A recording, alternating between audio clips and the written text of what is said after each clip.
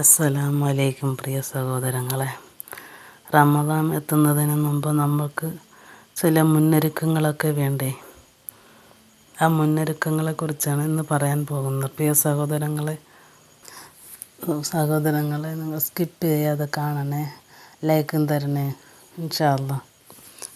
പലർക്കും റമദാൻ വരും, നോമ്പ് നോൽക്കും. പക്ഷേ റമദാൻ കഴിഞ്ഞാൽ ജീവിതത്തിൽ മാറ്റമൊന്നും ഉണ്ടാകില്ല. എല്ലാവരുടെ കാര്യവും അങ്ങനെ തന്നെയാണ്. അതെന്തുകൊണ്ട്? കാരണം റമദാനിലേക്ക് നമ്മൾ ഒരുക്കത്തോടെ കയറുന്നില്ലേ. ഈ വാക്കുകൾ നമ്മൾ റമദാൻ എത്തുന്നതിന് മുമ്പ് നമ്മൾ ഓരോരുത്തരും സ്വയം ചോദിക്കേണ്ട കാര്യങ്ങളാണ്. ആദ്യമായി നമുക്ക് ഏറ്റവും കൂടുതൽ ശുദ്ധമാകേണ്ടത് നമ്മുടെ ഹൃദയമാണ്. അതാണ് ഏറ്റവും ഒരുക്കാനുള്ളത്. റമദാൻ എത്തുന്നതിന് മുമ്പ് ആദ്യം ചോദിക്കേണ്ടത് ഇതാണ്: എൻ്റെ ഹൃദയം ശുദ്ധമാണോ? എൻ്റെ ഹൃദയം ശുദ്ധമാണോ? നമ്മൾ നോമ്പ് നോൽക്കും, നമസ്കരിക്കും, ഖുർആൻ ഓതും, നമ്മൾ ചെയ്യുന്ന അമലുകളെല്ലാം ചെയ്യും. പക്ഷേ നമ്മുടെ ഹൃദയത്തിൽ ശുദ്ധമാണോ എന്ന് നമുക്കറിയില്ല. നമ്മൾക്ക് പലരോടും വൈരാഗ്യമുണ്ടാകും, പകയുണ്ടാകും, അസൂയുണ്ടാകും, വെറുപ്പ്. ഇതെല്ലാം കിടക്കുകയാണെങ്കിൽ അമലുകളുടെ ഫലം നമുക്ക് പൂർണ്ണമായി ലഭിക്കുകയില്ല. നിങ്ങൾ ചിന്തിച്ച് നോക്കുക, നമ്മളെ വേദനിപ്പിച്ച ഒരാളെ നമ്മൾ മാപ്പ് നൽകാതെ റമദാനിലേക്ക് കടക്കുമ്പോൾ അള്ളാഹുവിനോട് മാപ്പ് ചോദിക്കുന്നതുകൊണ്ട് എത്രമാത്രം സത്യസന്ധമാകും. ഇന്ന് തന്നെ ഒരു നിയ്യത്ത് എടുക്കൂ: യാ അല്ലാഹ്, എന്നെ വേദനിപ്പിച്ചവരെ ഞാൻ നിനക്ക് വേണ്ടി മാപ്പ് നൽകുന്നു. എൻ്റെ ഹൃദയം നീ ശുദ്ധമാക്കണമേ. പക്ഷേ ഇത് വലിയ എളുപ്പമല്ല. എന്നാലും റമദാനിൻ്റെ ബർക്കത്ത് കൊണ്ട് ഇവിടെ നിന്നാണ് തുടങ്ങുന്നത്.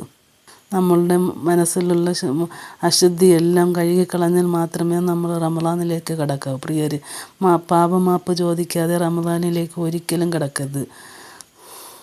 നമ്മൾ ഓരോരുത്തരും അറിയാതെ എത്രയെത്ര പാവങ്ങളാണ് ദിവസവും ചെയ്തുകൊണ്ടിരിക്കുന്നത്. നാവിലൂടെയായാലും, കണ്ണിലൂടെയായാലും, മനസ്സിലൂടെയായാലും, ശരീരത്തിലൂടെയായാലും. ഈ പാവങ്ങളുമായി നോമ്പ് മാത്രം നോക്കുന്നതുകൊണ്ട് നമ്മൾ മാറ്റില്ല. അതുകൊണ്ട് ഇന്ന് മുതൽ തന്നെ നമ്മളൊരു തീരുമാനമെടുക്കണം. അസ്തഗ്ഫിറുല്ലാഹൽ അലീം പതിവാക്കുക. അസ്തഗ്ഫിറുല്ലാഹൽ അലീം, അസ്തഗ്ഫിറുല്ലാഹൽ അലീം, അസ്തഗ്ഫിറുല്ലാഹ്. ഇത് നമ്മൾ നടക്കുമ്പോൾ, ജോലി ചെയ്യുമ്പോൾ, വണ്ടി ഓടിക്കുമ്പോൾ, നമ്മുടെ ദൈനംദിന ജീവിതത്തിൽ ചെയ്യുന്ന ജോലിയോടൊപ്പം ചെയ്യുക. നമ്മൾ ഒരു ദിവസം ഇത്ര 100 ചെയ്യാമെന്ന് ദൃഢനിശ്ചയത്തോടെ കടക്കുക. ഇസ്തിഗ്ഫാർ ഹൃദയം കഴുകി വൃത്തിയാക്കും. ഇസ്തിഗ്ഫാർ ഓതുന്നതിലൂടെ നമ്മുടെ ഹൃദയം ശുദ്ധമാവുകയും ചെയ്തു.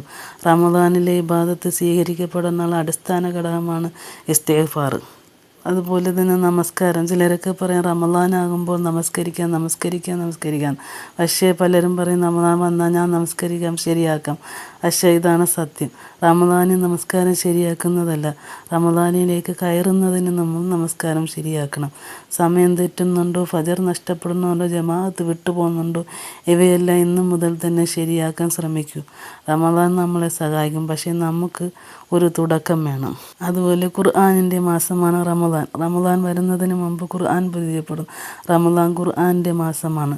പക്ഷേ റമദാൻ വന്നിട്ട് ആദ്യമായി ഖുർആൻ തുറക്കുന്നവർ അത് ബുദ്ധിമുട്ടായി തോന്നും. അതുകൊണ്ട് ഇന്ന് തന്നെ തുടങ്ങുക ഖുർആൻ ഓതുവാനായിട്ട്.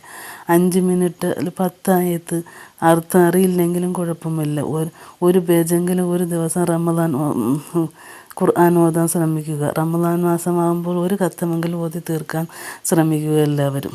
റമദാൻ ആകുമ്പോഴേക്കും നമ്മുടെ ഖുർആൻ നമുക്ക് അന്യനായി തീരരുത്. അത് നമ്മുടെ സുഹൃത്തായിരിക്കണം. ബന്ധങ്ങൾ എല്ലാം ശരിയാകുന്നതായിരിക്കണം. പ്രിയരെ, അള്ളാഹുവിനോട് അടുത്തു പോകാൻ മനുഷ്യരോടുള്ള ബന്ധം ശരിയാക്കണം.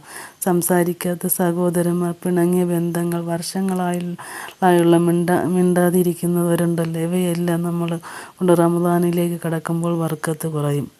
ഇന്ന് തന്നെ ഒരു മെസ്സേജ് അയച്ചാലും മതി, ഒരു സലാം പറഞ്ഞാലും മതി, അള്ളാഹു അത് കാണും. ഈ ദുആ പതുക്കെ ഹൃദയത്തോട് പറയൂ: യാ അല്ലാഹ്, ഞങ്ങൾക്ക് ശഅബാൻ മാസത്തിൽ ബർക്കത്ത് നൽകണമേ. റമദാൻ കാണാൻ ഞങ്ങളെ ജീവനോടെ എത്തിക്കണമേ. റമദാനിൽ നോമ്പും നമസ്കാരവും ഖുർആനും ശരിയായ രീതിയിൽ ചെയ്യാൻ ഞങ്ങൾക്ക് തൗഫീക്ക് നൽകണമേ. ഞങ്ങളുടെ പാപങ്ങൾ മുഴുവനായി മാപ്പാക്കണേ. ആമീൻ. പ്രിയ സഹോദരങ്ങളെ, റമദാൻ വരും. പക്ഷേ അത് നമ്മളെ മാറ്റുമോ എന്നത് ഇന്നത്തെ നമ്മുടെ തീരുമാനമാണ്. ഇന്ന് തന്നെ തുടങ്ങും, ഇന്ന് തന്നെ മാറാൻ ശ്രമിക്കൂ. അള്ളാഹു നമ്മളെ റമദാൻ കാണുന്നവരാകട്ടെ.